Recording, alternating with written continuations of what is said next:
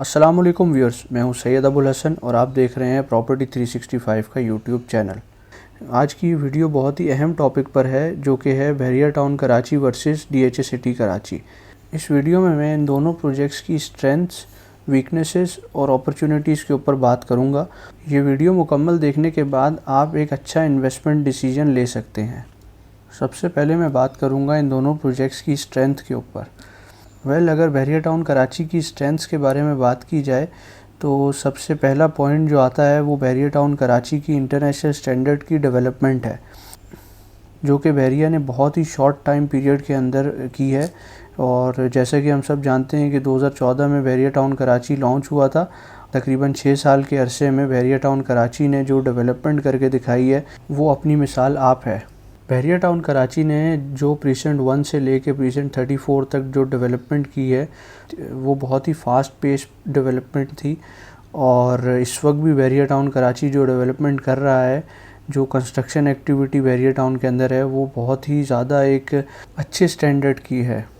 Development के साथ एक और बहुत ही इम्पॉर्टेंट फैक्टर होता है जो कि है मेंटेनेंस का।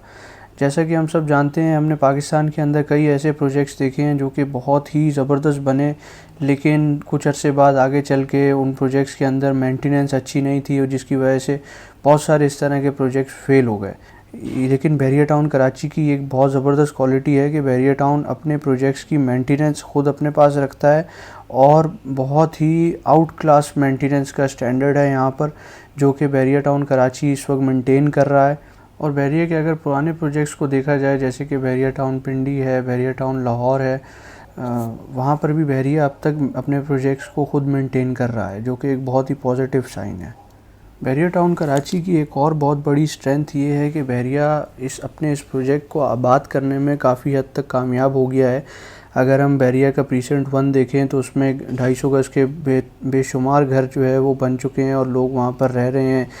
इसी तरीके से अगर हम बहरिया अपार्टमेंट्स को देखें जो कि एंट्रेंस से एंटर होते ही राइट साइड पर आते हैं, वो भी इस वक्त आबाद है। इसी तरीके से कायद विलास, इकबाल विलास, मिडवे कमर्शियल में अच्छी खासी बिल्डिंग्स बन चुकी हैं इस वक्त। और उसके अलावा प्रीसेंट 4 में घर बन रहे हैं, प्रीसेंट 6 में घर बन रहे हैं। इसके अलावा अली ब्लॉक जो है उसमें ठीक ठाक इस वक्त जो है वो घर बन चुके हैं, जिस पर मैंने एक वीडियो भी बनाई है। प्रीसेंट 10 और 11 के विलास इस वक्त आबाद हो चुके हैं, जो बहरिया ने पोजेसन दे दिया है, जिनका वो विलास आबाद हो चुके हैं। यहाँ तक कि स्पोर्ट सिटी के 350 गज़ के विलास भी इस वक्त, वहाँ पर भी चंद घरों में जिनमें बहरिया ने पोजेसन दिया है, वहाँ पर भी कुछ फैमिलीज़ आके रहना शुरू हो गई हैं।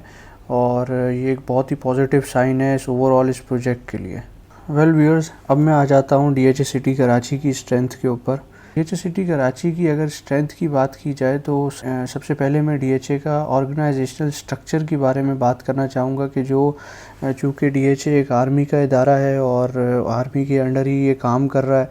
डीएचए को कराची में 50 साल से ज़्यादा हो गए हैं। खैर, डीएचए सिटी का प्रोजेक्ट तो 2009 में इन्होंने लॉन्च किया था, लेकिन ओवरऑल चूँकि इनकी हिस्ट्री इतनी पुरानी है, इसलिए क्रेडिबिलिटी वाला जो एक फैक्टर है वो बहुत ज़्यादा हाई है डीएचए के प्रोजेक्ट पर। इसके अलावा अगर मैं स्ट्रेंथ की बात करूं तो डीएचए सिटी कराची का ट्रांसफ़र एंड रिकॉर्ड और फाइनेंस डिपार्टमेंट बहुत ही फ्लॉलेस काम कर रहे हैं। और इनका जो सिस्टम है प्रॉपर्टी ट्रांसफ़र का और उसके अलावा जो इनका फाइनेंस का सिस्टम है, जैसा कि हम जानते हैं कि डीएचए सिटी और बहरिया टाउन कराची दोनों में ही प्रॉपर्टीज़ जो दोनों ही प्रोजेक्ट्स के अंदर जो प्रॉपर्टीज़ सेल की गई हैं वो इंस्टॉलमेंट्स पर थी। तो अब आज तक चूँकि हम दोनों में ही काम कर रहे हैं, तो जो डीएचए सिटी कराची की इंस्टॉलमेंट्स का पेमेंट्स का प्रोसीजर था वो बहुत ही स्मूथ था और उसमें आज तक बहुत कम ही ऐसे क्लाइंट्स हमें मिले हैं जिनको कुछ इश्यूज़ रहे हैं डीएचए की तरफ से कुछ पेमेंट्स के अपडेट्स के। दूसरी तरफ अगर बहरिया के अंदर देखा जाए तो बहरिया में इस तरह के जो पेमेंट्स के इश्यूज़ हैं वो अक्सर आए दिन चलते रहते हैं और ट्रांसफ़र कराते वक्त भी प्रॉपर्टी को बहरिया में अक्सर कोई ना कोई इश्यूज़ सामने आ जाते हैं। डीएचए सिटी कराची की एक और स्ट्रेंथ की बात करूं तो डीएचए सिटी कराची की मार्केट स्टेबिलिटी इसकी एक बहुत बड़ी स्ट्रेंथ है। और डीएचए सिटी की मार्केट में प्लॉट्स की प्राइसेस बहुत ही ज़्यादा स्टेबल रहती हैं और यहाँ पर बहुत ज़्यादा सडन प्राइसेस में इंक्रीज़ और डिक्रीज़ नहीं आता। अब आ जाते हैं इन दोनों प्रोजेक्ट्स की वीकनेसेस की तरफ। अगर बहरिया टाउन कराची की वीकनेसेस के ऊपर बात की जाए तो सबसे पहले बहरिया टाउन कराची का जो ऑर्गेनाइजेशनल स्ट्रक्चर है वो इसकी वीकनेस है। और क्योंकि बहरिया टाउन एक प्राइवेट लिमिटेड कंपनी है और यहाँ पर डिसीजन मेकिंग मलिक रियाज हुसैन और उनके बच्चों के हाथ में है। इसी तरीके से अगर बहरिया टाउन कराची की एक और वीकनेस के ऊपर बात की जाए तो वो ये है कि यहाँ पर अनसर्टेनिटी का फैक्टर बहुत ज़्यादा है। मतलब ये कि मार्केट के अंदर एकदम बहुत ज़्यादा तेज़ी आ जाती है और इसी तरीके से एकदम बहरिया टाउन कराची की मार्केट क्रैश भी हो जाती है। तो ये वजह है कि जिसकी वजह से इन्वेस्टर्स ने यहाँ पर काफ़ी लॉसेस भी किए हैं। इसी तरीके से बहरिया टाउन कराची के अंदर एक बहुत बड़ी तादाद इन्वेस्टर्स की है जो कि आए दिन सरापा एहतजाज होते हैं। कुछ लोगों की लैंड कैंसिल हो गई है और कुछ लोग रिफ़ंड के लिए आए दिन यहाँ पर एहतजाज कर रहे होते हैं।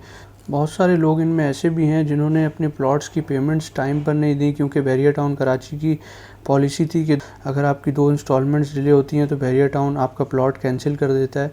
तो बहुत सारे लोग इस तरह के भी हैं जिनके प्लॉट्स कैंसिल हो चुके हैं और उनकी जो रिफ़ंड है उसके अंदर बहुत ज़्यादा डिले फेस हो रहे हैं लोगों को। तो इस तरह के बहुत सारे इश्यूज़ हैं जो बहरिया टाउन कराची के अंदर चल रहे होते हैं। यहाँ पर एक बात याद रहे कि लास्ट ईयर बहरिया टाउन कराची का सुप्रीम कोर्ट में जो केस था वो क्लियर होने के बाद बहरिया टाउन कराची ने 460 अरब रुपए देने हैं। और ये जो लैंड है इस वक्त बहरिया टाउन कराची के पास जो एग्जिस्टिंग लैंड है जो जिसमें डेवलपमेंट हो चुकी है ये क्लियर है और इस वक्त यहाँ पर इन्वेस्टमेंट करने में कोई हर्ज नहीं है। Well viewers, DHA city Karachi की सबसे बड़ी वीकनेस उसकी डेवलपमेंट है, जैसा कि हम सब लोग जानते हैं। और 10 साल हो चुके हैं डीएचए को लॉन्च हुए हुए और 10 साल में जो डेवलपमेंट की प्रोग्रेस रही है वो बहुत स्लो रही है। और ये स्लो इस सेंस में रही है कि अगर इसको हम चूँकि ये कंपैरिजन कर रहे हैं बहरिया टाउन कराची के साथ, तो बहरिया टाउन कराची ने जो काम 6 साल के अंदर कर दिखाया है डीएचए ने वो काम 10 साल में भी नहीं किया। इसका ये मतलब हरगिज़ नहीं है कि डीएचए ने डेवलपमेंट बिल्कुल नहीं की। डीएचए ने डेवलपमेंट की है और पिछले साल 2019 में डीएचए ने अपने 6 सेक्टर्स को पोजेसन भी दे दिया है और सेक्टर 3 के अंदर काफ़ी घर भी बने हुए हैं। क्योंकि हम ये कंपैरिजन बहरिया टाउन कराची के साथ कर रहे हैं तो कंपैरिजन में डीएचए की डेवलपमेंट बहुत स्लो रही है। इसी तरीके से एक और वीकनेस जो डीएचए सिटी के अंदर है वो ये है कि यहाँ पर मेंटेनेंस इस वक्त बहुत ज़्यादा वीक है। और क्योंकि वैसे तो अभी ये आबाद नहीं हुआ, आबादी के बाद ही मेंटेनेंस का सही अंदाज़ा लगाया जा सकता है, लेकिन इस वक्त भी जो मेंटेनेंस है मतलब जो रोड्स हैं उनकी ऊपर प्रॉपर सफाई का इंतज़ाम नहीं है। सेक्टर जो जिन सेक्टर्स को ये पोजेसन दे भी चुके हैं उसके अंदर भी सफाई का और मेंटेनेंस का इतना अच्छा निज़ाम नहीं है फ़िलहाल। वेल व्यूअर्स, अब हम आ जाते हैं अपनी वीडियो के आखिरी हिस्से की तरफ जो है अपॉर्चुनिटीज़ को डिस्कस करना। और इस हिस्से में मैं इन दोनों प्रोजेक्ट्स की अपॉर्चुनिटीज़ को डिस्कस करूंगा और साथ ही आपको सजेशंस दूंगा कि किस प्रोजेक्ट के अंदर इन्वेस्टमेंट आपके लिए ज़्यादा बेहतर है। अगर बहरिया टाउन कराची के अंदर अपॉर्चुनिटीज़ के ऊपर बात की जाए तो बहरिया टाउन कराची के अंदर अपॉर्चुनिटी उन लोगों के लिए है जो लोग इस वक्त वहाँ पर कंस्ट्रक्शन करना चाहते हैं, जो कि इससे पहले भी मैं इस वीडियो के अंदर जिक्र कर चुका हूँ कि बहरिया काफ़ी हद तक इस वक्त डेवलप है और आबाद हो चुका है।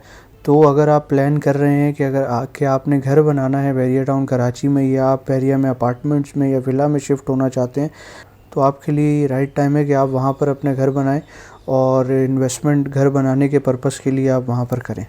ये ज़िक्र इससे पहले भी मैं कर चुका हूँ कि बहरिया टाउन कराची के अंदर इस वक्त जिन प्राइसेस के अंदर प्लॉट्स की और विलास की अवेलेबिलिटी है और जिस किस्म का लिविंग स्टैंडर्ड बहरिया टाउन कराची दे रहा है उस तरह का लिविंग स्टैंडर्ड कराची की कोई और सोसाइटी इन रेट्स के अंदर नहीं देती।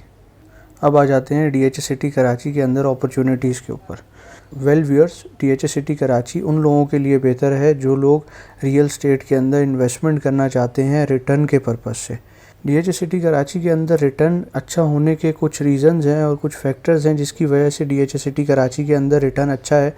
और उन रीज़न में सबसे पहले जो है वो डीएचए की क्रेडिबिलिटी है। इसके अलावा डीएचए के अंदर जो प्लॉट्स की सप्लाई है और जो प्रॉपर्टीज़ की सप्लाई है वो बहुत ही लिमिटेड है। जैसे कि हम जानते हैं कि डीएचए ने 2009 में इनिशियल पब्लिक ऑफरिंग की थी और उसके बाद बहुत ही महदूद तादाद में प्लॉट्स जो है वो मार्केट में ऑफ़र किए गए। तो यही रीज़न है कि अगर हम रिटर्न ऑन इन्वेस्टमेंट की बात करें तो डीएचए सिटी के अंदर जो इन्वेस्टमेंट पर रिटर्न रहा है वो बहुत अच्छा रहा है as compare to Bahria Town. Bahria Town के अंदर क्यों इस वक्त इन्वेस्टर को नहीं जाना चाहिए, उसका एक बड़ा रीज़न ये है कि बहरिया टाउन कराची के अंदर प्लॉट्स की और प्रॉपर्टीज़ की सप्लाई बहुत ज़्यादा है। जैसे ही मार्केट किसी भी पेशेंट की बढ़ती है तो बहरिया टाउन कराची खुद ही वहाँ पर प्लॉट्स ऑफ़र कर देता है, जिसकी वजह से रेट्स जो हैं वो रुक जाते हैं या नीचे आ जाते हैं। तो अगर बात को कंक्लूड किया जाए तो ये कंक्लूजन निकलता है कि अगर आपने इन्वेस्टमेंट करनी है रिटर्न हासिल करने के लिए तो आप DHA सिटी कराची में रहें, और अगर आप कंस्ट्रक्शन पर्पस के लिए यानी कि आने वाले 6-8 महीने में अगर आप घर बनाना चाहते हैं या आप शिफ्ट होना चाहते हैं तो आप बहरिया टाउन कराची को फोकस करें। तो व्यूअर्स, ये थी आज की वीडियो, और मैं उम्मीद करता हूँ कि ये वीडियो देखने के बाद आपको अपना इन्वेस्टमेंट डिसीजन लेने में बहुत आसानी रहेगी इन दोनों प्रोजेक्ट्स के हवाले से, और मेरे बताए हुए पॉइंट्स और सजेशंस आपको काफ़ी पसंद आए होंगे। तो अपनी राय का इजहार कमेंट सेक्शन में ज़रूर कीजिए, और अगर आपकी कोई क्यूरी है तो आप मुझसे रब्ता भी कर सकते हैं। मेरा नंबर डिस्क्रिप्शन में मौजूद है। Thank you so much for watching the video. अल्लाह हाफ़िज़।